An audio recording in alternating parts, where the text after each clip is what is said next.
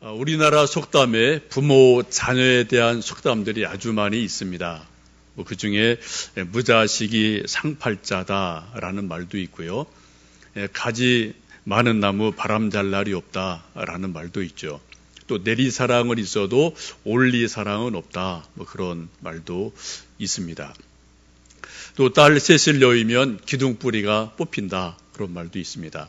요즘은 조금 바뀌어서 아들 둔 어머니는 버스를 타고 딸을 둔 어머니는 비행기를 탄다. 그런 말도 있어서 세상이 많이 바뀐 것을 속담 속에서도 엿볼 수가 있겠습니다. 그리고 성경에 보시면은 수많은 자녀들, 부모들의 스토리가 참 많이 있습니다.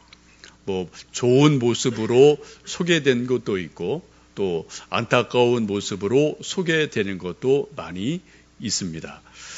성경을 보시면은 세상에 있는 어떤 영화보다도 TV 어떤 드라마보다도 더 드라마틱한, 극적인, 우리가 상상할 수 없는 그러한 수많은 스토리들이, 그러한 사례들이, 그건 팩트, 사건이죠. 그런 것들이 성경 속에 아주 많이 기록되어 있습니다. 특별히 얼굴 때문에 수많은 사건들이 벌어지고 이런저런 일들이 진행되는 것을 볼 수 있습니다. 지금 저는 3주 연속해서 얼굴이라는 주제로 제가 좀 설교 말씀을 드리고 있습니다. 오늘 함께 읽었던 이 본문 말씀 사무엘하 말씀은 아버지 다윗과 또 아들 압살롬에 대한 그러한 말씀입니다. 지금 여러분 이 배경을 쭉 아시는 분들은 아시겠지만 잘 모르시는 분들은 혹시 다윗과 압살롬이 누군가 이렇게 보실 수 있는데, 다윗은 아버지고요. 압살롬은 다윗의 아들 중에 하나입니다. 셋 중에 셋째 아들이에요. 이 두 아버지와 아들 사이에 오늘 말씀 쭉 보신 것처럼 아주 복잡하고 여러 가지 어려운 일들이 일어나게 됩니다. 다윗은 고대 왕이었기 때문에 많은 아내들이 있었고 당연히 많은 아들, 딸들이 있었습니다. 아버지는 하나인데 이복 형제 자매들이 아주 많은 그런 복잡한 가정을 다윗이 갖게 됩니다. 여기에서 가지 많은 나무 바람 잘 날이 없다고 이복 형제들이 다양하게 섞여 사니까 여기저기에서 수많은 사건들이 일어나는 것을 우리는 성경 속에서 보게 되죠. 그 첫 번째 큰 사건이 큰 아들 암논이라고 있는데, 이 아들이 이복 여동생 다말이라는 여동생을 좋아하게 돼요. 만약 그런 좋아하는 마음이 있었다면은 아버지에게 잘 설득하고 좀 양해를 구해서 이복이고 또 옛날 왕조는 그런 일들이 있었으니까 결혼할 수도 있었을 가능성이 얼마든지 있습니다. 그런데 어찌된 일인지 이 암논 이복 오빠가 이복 여동생을 강제적으로 성폭행을 하게 되고, 그리고 이 일이 어려워지게 됩니다. 문제는 이 일이 있고 난 다음에 아버지가 이 이야기를 듣고 나서 큰아들을 불러다가 이놈아 어떻게 그런 일을 하느냐라고 꾸짖고 경계를 하고 책망을 하고 좀 벌을 주었으면 그냥 일단락 되었을 것 같습니다. 그런데 참 묘하게도 성경을 쭉 보시면 다윗이 이 일에 대해서 아무런 말을 하지 않아요. 아주 애매하게 태도를 취합니다. 유야무야하게 이 일을 그냥 슬쩍 넘어가고 맙니다. 이게 잘못한 사람도 피해를 입은 사람도 어떠한 선을 매듭을 짓지 않고 애매하게 넘어가는 일이 일어나면서 일이 점점점 복잡하게 됩니다. 이 다말 여동생의 친오빠인 압살롬이 오늘 등장하는데, 이 오빠 입장에서 이런 일이 있을 수가 없는 거죠. 아버지가 좀 명쾌하게 선을 거뒀으면은 일단락 될 텐데 이게 그냥 두리뭉실하게 넘어가니까 지금 친오빠가 마음속에 직접 내가 복수를 하리라 라고 생각을 하고 은밀하게 복수심을 키워가게 됩니다. 2년간 아무 일이 없는 것처럼 2년을 지난 어느 날 이 압살롬이 아버지 왕에게 부탁해서, 오늘은 잔칫날입니다. 추수하는 날입니다. 양털 깎는 날이 추수 때죠. 그들에게는 양털을 깎고 잔치하는 날이니 우리 모든 형제들 다 보내주셔서 우리 좀 잔치 좀 하고 즐거운 시간을 갖게 해주십시오 허락을 받게 돼서 모든 아들, 딸들이 다 압살롬의 집에 모이게 됩니다.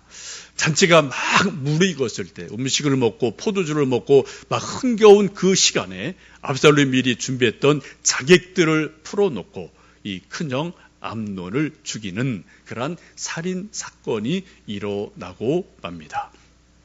호미로 막을 것을 가래로도 못 막는 비극이 일어나게 되죠.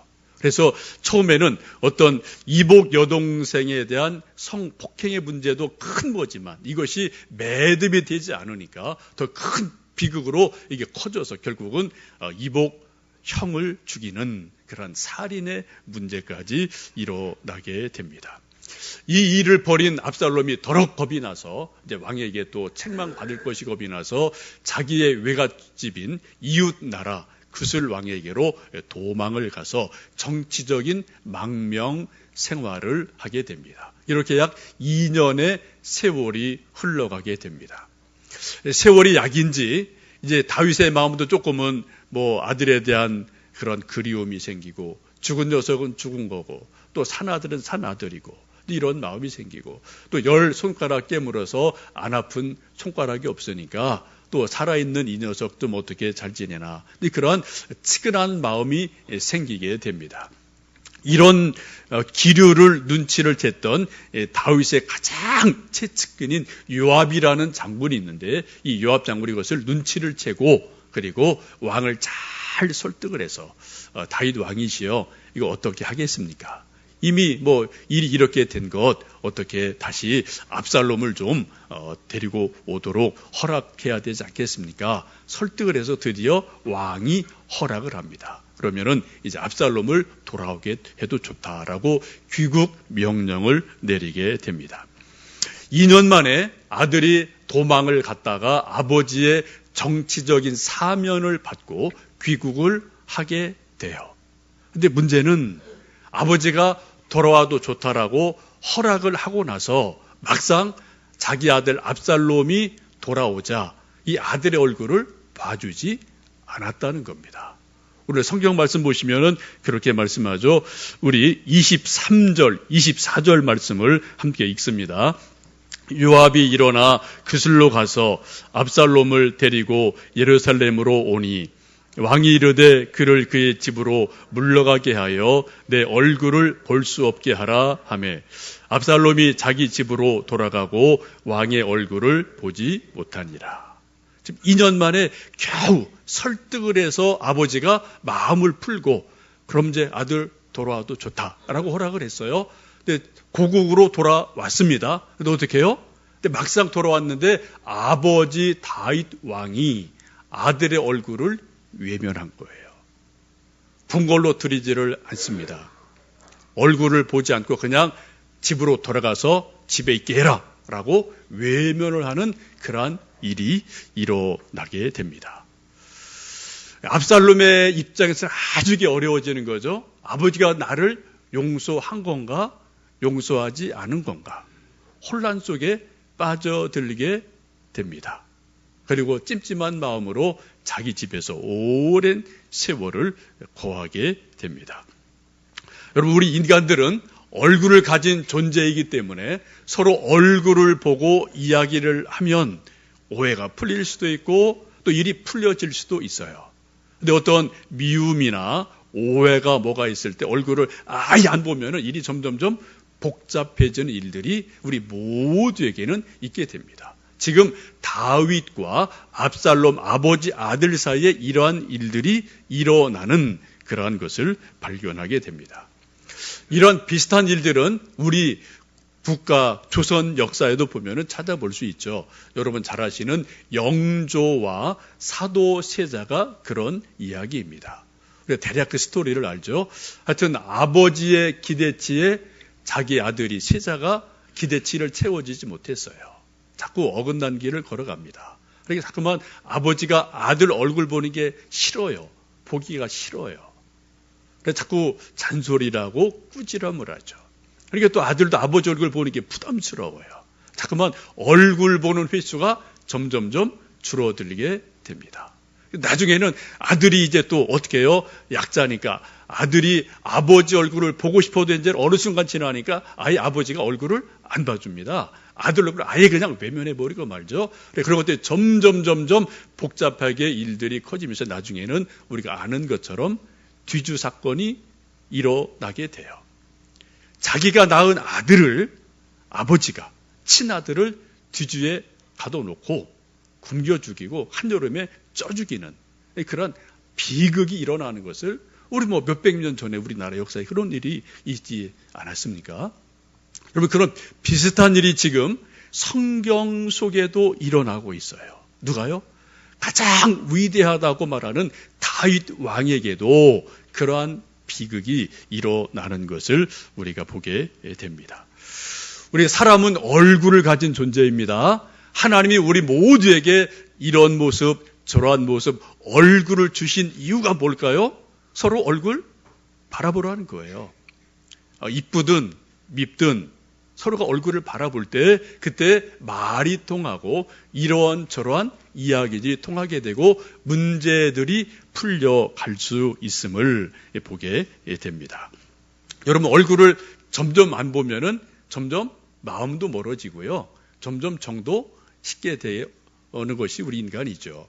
그래서 우리 속담에 있는 것처럼 이렇게 가까운 그러한 이웃사촌이 멀리 있는 친척보다 더 낫다는 말이 있지 않습니까? 사실 저도 우리 형제들 이제 몇 분 있는데 1년에 몇 차례 얼굴 못 보아요. 명절 때는 서로 딸 아들이 동선이 달라서 어긋나거든요. 저라만 하지 얼굴을 못 보거든요. 생신 때나 겨우 이제 한두 번 서로 이제 얼굴 보는데 우리는 그런 거 보면 우리 믿음의 성도들은 매주일 한 번, 두 번 얼굴 본다는 것은 여러분 이거 엄청난 일입니다. 왜요? 우리가 하나님을 아버지로 믿기 때문에 하나님을 아버지로 섬기기 때문에 우리 모두는 혈육은 아니어도 예수님의 피로 하나 된 믿음의 백성이기에 우리가 일주일에 한 번, 두 번, 세 번 얼굴 본다는 것은 엄청난 일임에 틀림이 없습니다. 어쨌든 압살롬이 2년 만에 귀국을 했지만 아버지가 아들의 얼굴을 외면을 하면서 지금 압살롬 아들의 마음속에 생각이 복잡해지고 점점점 곤혹스러운 일들이 일어납니다. 그래서 자기를 중재했던 요압 장군에게 좀 아버지 다윗 왕을 만나게 해주시라고 여러 번 청을 넣었는데 이게 번번이 무산이 돼요. 이러기를 또 2년이 지나갑니다.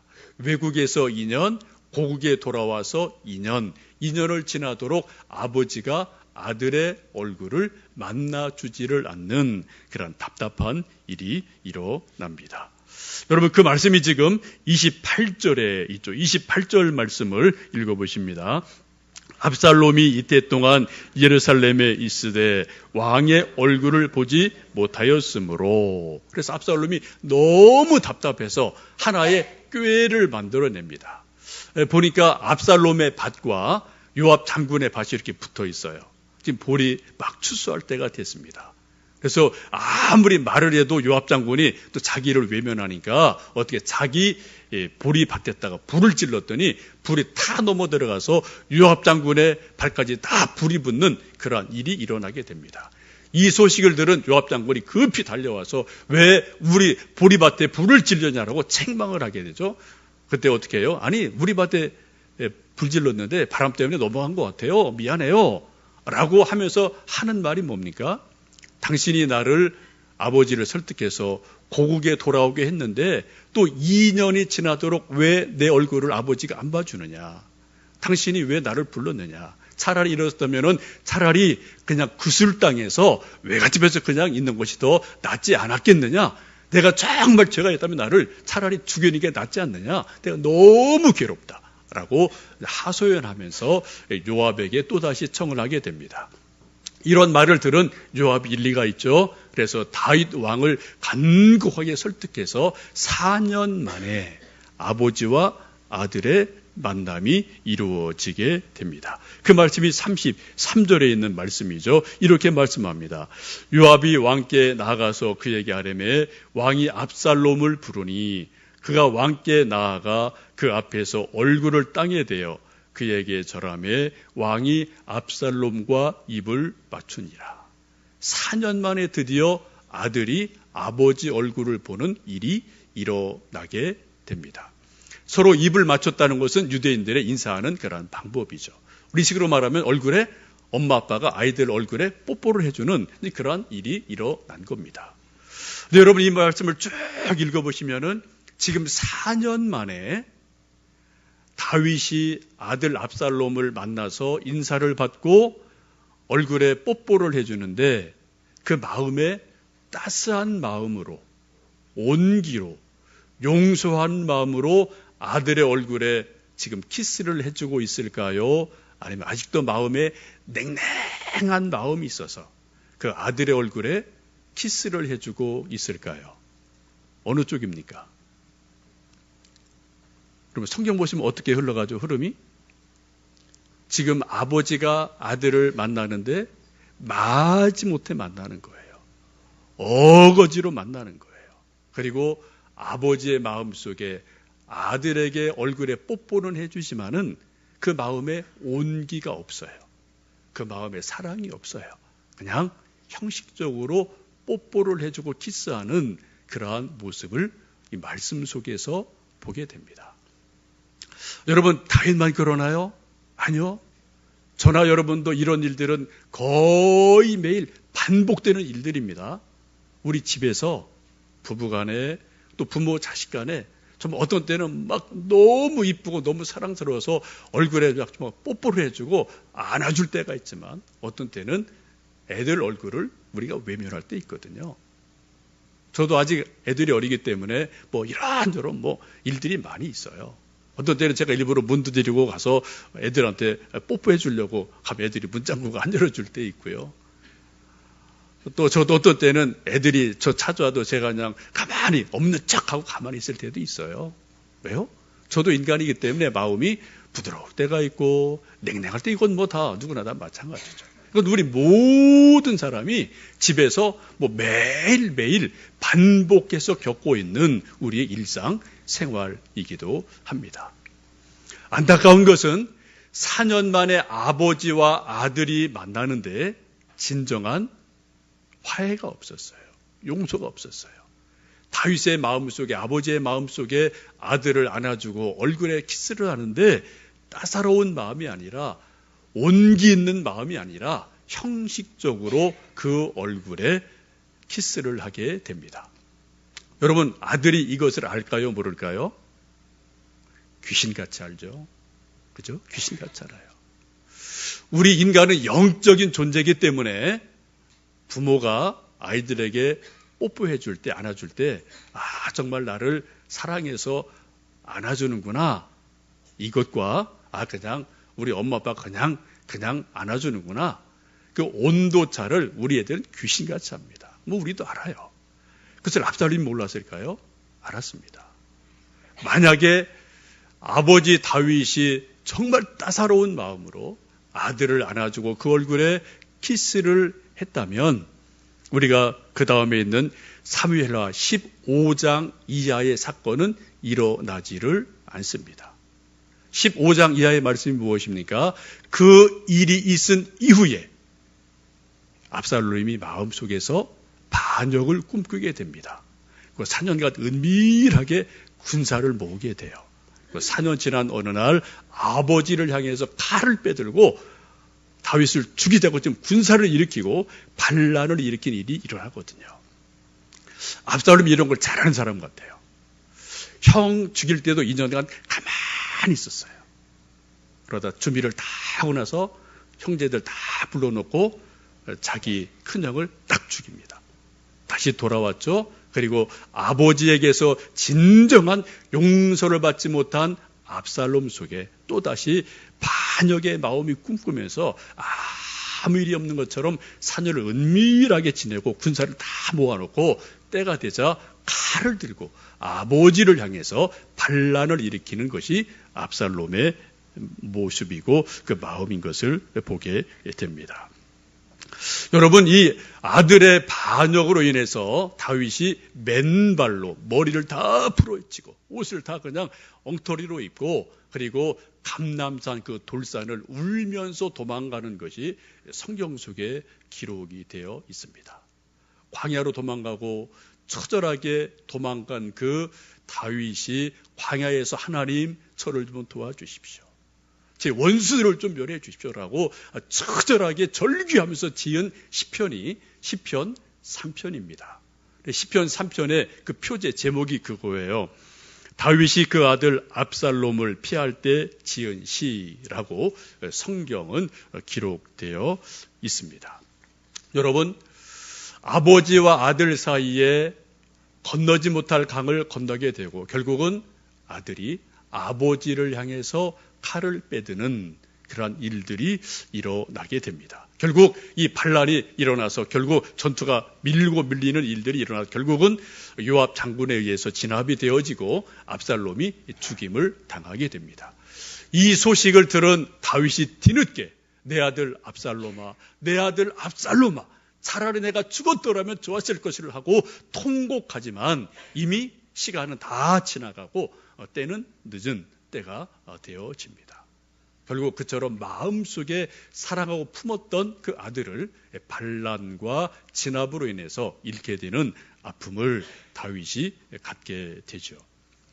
여러분, 왜 아버지와 아들 사이에 이러한 비극이 왜 일어났을까요? 왜 자꾸 이렇게 좀 꼬여가고 있을까요? 그 이유를 성경은 크게 두 가지로 말씀합니다. 첫 번째는 아주 오래전에 다윗이 범죄를 합니다. 우리아의 아내 밧세바를 취하게 되고 또 그것도 모자라서 그의 남편인 우리아를 전쟁터에 보내놓고 죽이게 하는 모략을 꾸미게 됩니다. 하나님 보실 때 이게 악이었어요. 죄였어요. 그래서 하나님께서 선지자를 통해서 너희 집에서 결코 칼이 떠나지 않을 것이다 라고 말씀하신 것이 오랜 세월 뒤에 이루어지게 되죠. 근본적인 이유는 다윗의 범죄에 있습니다. 근데 작게 또 다른 가까운 원인을 찾아보면은 바로 얼굴에서 찾을 수가 있는 거예요. 아버지가 아들의 얼굴을 외면했어요. 아버지가 아들의 얼굴을 봐주지를 않았습니다. 2년간, 4년간. 또 마지막에 얼굴을 보면서도 진짜로 아들의 얼굴을 사랑하는 마음으로 봐주지를 않았을 때, 그때 아들의 마음속에서 모반의 영이 일어나는 것을 볼 수가 있습니다. 여러분, 우리 하나님께서는 저에게 얼굴을 주셨고 여러분 모두에게 각자의 얼굴을 주셨습니다. 하나님이 굳이 우리 인간에게 이런 얼굴을 주신 이유가 뭘까요? 뭐예요? 서로 얼굴 보라는 겁니다. 때로는 기쁘게 웃으면서 때로는 화나고 어떻든 간에 서로 얼굴을 바라보도록 우리에게 하나님의 얼굴을 주신 줄로 믿습니다. 우리 사람들은 다 감정 있는 존재이기 때문에 얼굴을 안 볼 때가 있고 이런저런 일 때문에 얼굴을 못 볼 때도 있어요. 미안해서, 죄송해서, 면목이 없어서 얼굴을 못 볼 때도 종종 있습니다만, 그러나 하나님이 우리 인간에게 얼굴을 주신 이유는 서로 얼굴을 봐라라고 우리에게 얼굴을 주신 줄로 믿습니다. 혹시 여러분 가정에서 혹은 친구 안에서 형제 안에서 서로 바라보아야 될 얼굴을 안 보는 얼굴이 혹 있지는 않습니까? 왜 그러십니까? 언제까지 가실래요? 어떻게 하실래요? 지금 여러분 다윗과 압살롬이 서로 얼굴을 안 보다가 결국은 반역의 영이 일어나게 되고 죽는 일들이 일어나는 것을 우리는 성경 속에서 보게 됩니다. 다윗 70여 평생에서 가장 뼈아픈 일은 아들의 반역이에요. 압살롬의 반란입니다. 오죽하면 아들이 애비 죽이겠다고 칼을 들고 군사를 4년간 다 모아놓고 조롱 죽여라고 애비 죽이겠다고 달려들겠습니까? 그만큼 아들의 마음속에 나오는 대로 사무친 것이 있다는 거예요.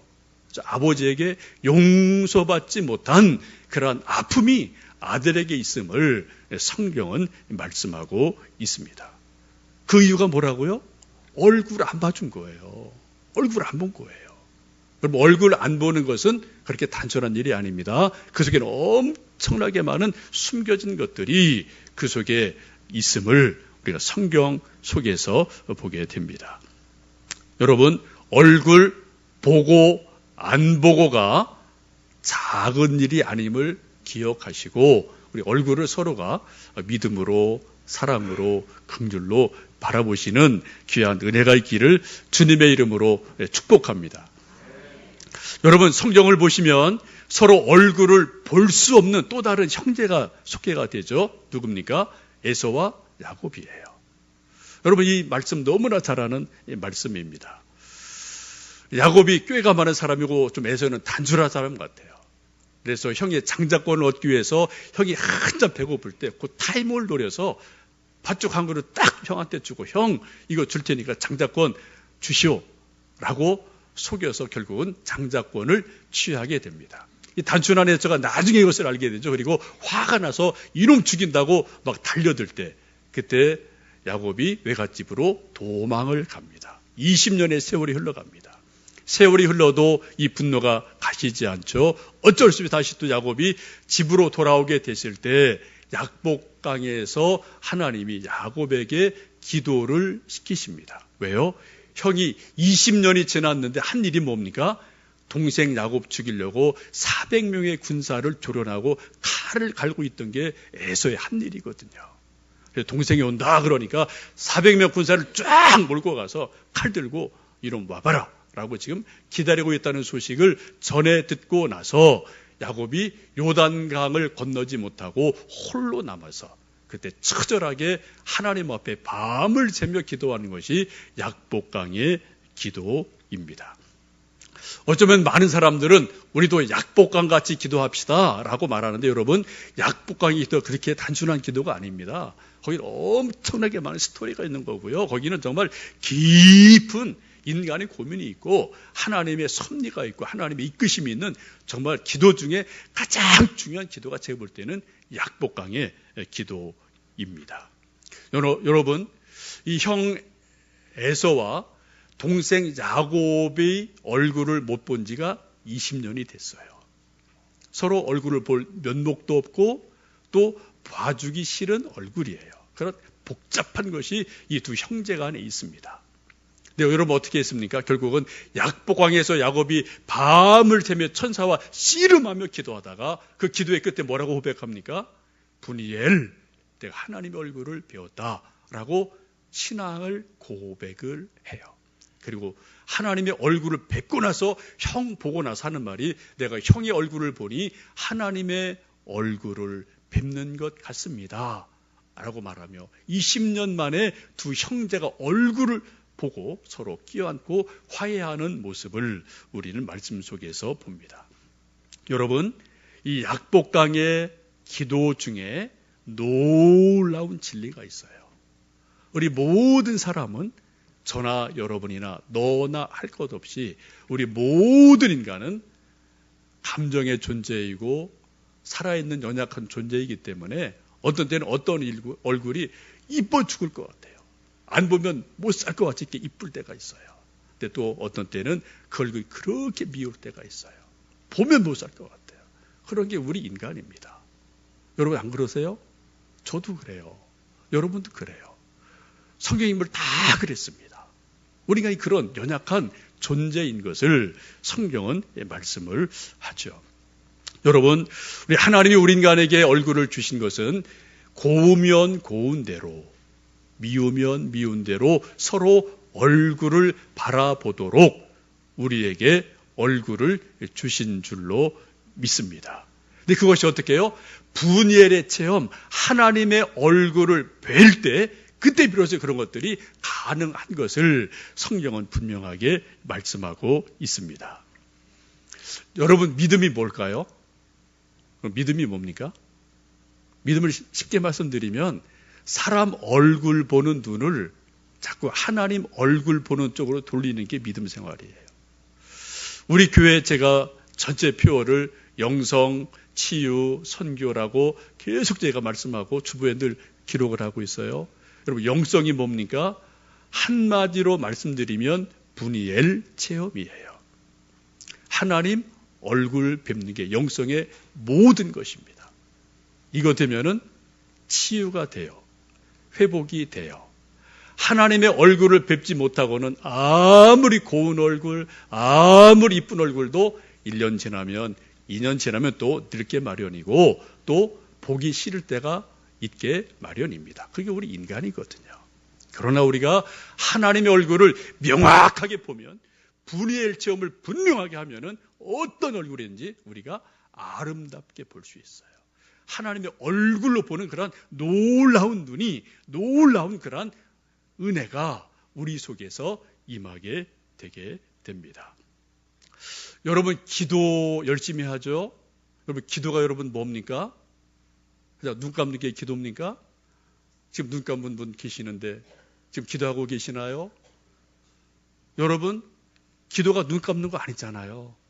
눈 감는 걸 왜 우리가 눈을 감고 기도하시나요? 눈 뜨면 사람 얼굴 보이니까 눈 감는 거예요, 물리적으로. 산만하니까. 그리고 눈 감고 기도할 때 누구 얼굴을 바라봅니까? 하나님 얼굴 바라보는 거예요. 여러분, 기도에서 진짜 중요한 거는, 기도라는 것은 내 눈에서, 내 마음에서, 내 생각에서 사람 얼굴이 어른어른 보이다가 이것이 기도가 점점 깊어져서 사람 얼굴은 사라져 버리고 하나님 얼굴이 보이면 그거는 완벽한 기도예요. 가장 좋은 기도예요. 그것이 안 되면은 아무리 눈 감고 있어도 그냥 중언, 부언 하는 것에 불과합니다. 예수님 말씀하셨어요. 중언, 부언 기도하지 말아라. 주저리 그냥 말하지 말아라.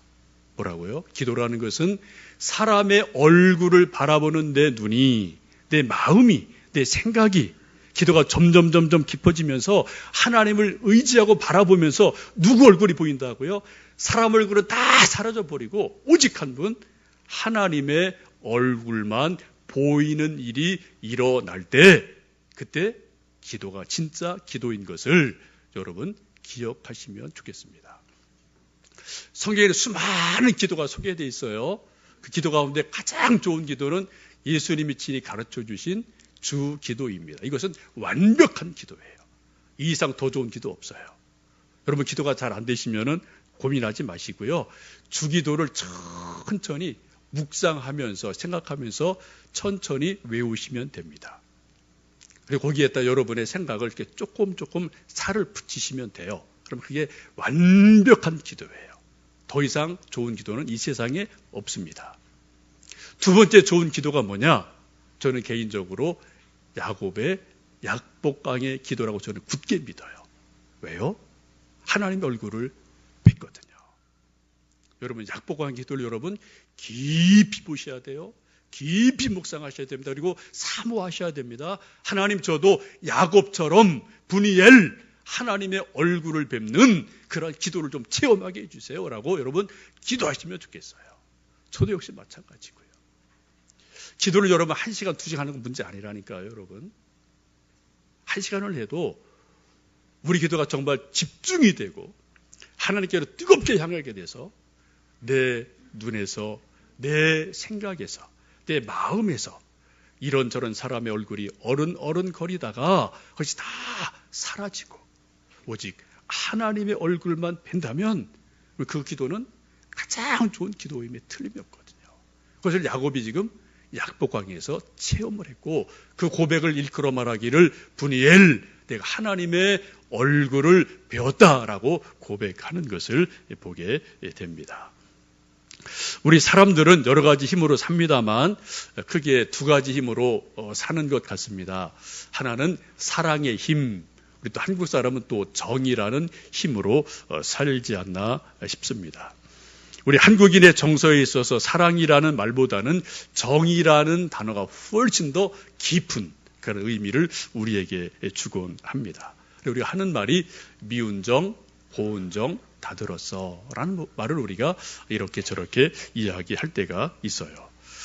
여러분, 이 미운정 고운정이라는 말은 사랑이라는 말로 단순하게 설명하기 참 어려운 우리 한국 사람만이 아는, 느끼는 그런 독특한 정서입니다. 비유가 맞을지 모르겠는데 사랑은 깊고 맑고 아주 청량감을 주는 그러한 시원한 사이다 같은 것이라면 정이라는 것은 잘 익은 김치와 같지 않은가 생각을 합니다.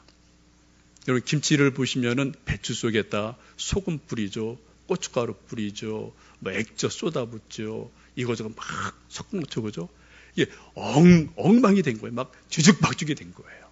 근데 묘한 것은 김치가 잘 익으면 거기서 정말 시원한 그 맛이 나오잖아요, 그죠? 아주 독특한 깊은 맛이 나오거든요. 이게 바로 미운정, 고운정이에요. 여러분, 우리는 사이다 같은 것을 추구할 때도 있지만 우리 한국인들 특별히 살다 보면은 정말 이러한 일 저러한 일 때문에 미운정, 고운정에서 막 얽히고 설켜서 그 가운데 하나님의 은혜가 임하면 우리 안에 잘 익은 김치와 같은 그런 시원한 맛이 우리 영혼 속에 스며드는 것을 볼 수가 있습니다. 아마 미국 사람이나 뭐 프랑스 사람, 외국인들은 잘 모르겠어요. 그분들은 정이라는 감정을 잘 알지 못하는 분이기 때문에 시원한 콜라, 뭐 이거 한 잔이면 될지 모르지만 우리 한국 사람들은 콜라도 좋지만 우리에게는 늘 김치가 없이는 살 수가 없거든요. 시원함이 있거든요.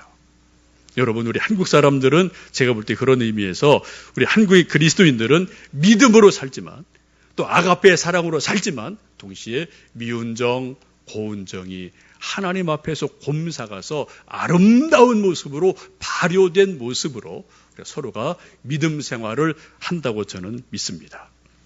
하나님은 십자가에 달리신 예수님의 얼굴을 보셔서 죄인인 우리를 용납하시고 우리 얼굴을 보십니다. 우리는 십자가 달린 예수님의 얼굴을 바라보고 그 뒤에 계시는 용납하시는 하나님의 얼굴을 우리가 두려움 없이 하나님의 얼굴을 뵐 수가 있습니다.